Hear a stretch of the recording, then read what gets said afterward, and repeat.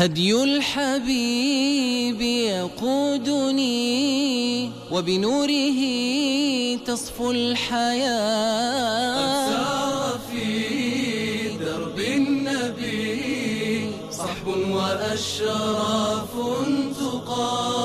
قوموا إلى رسول الله صلی الله علیه و آله و سلم می‌فرمایند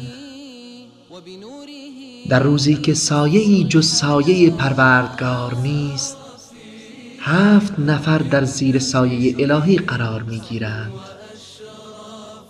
و یکی از آنها مردی است که مخفیانه صدقه می‌دهد، به گونه‌ای که دست چپش از آنچه دست راستش داده با خبر نمی‌شود. الدرب المضيء نسمو ونرقى في علا ونعانق العيش الهني.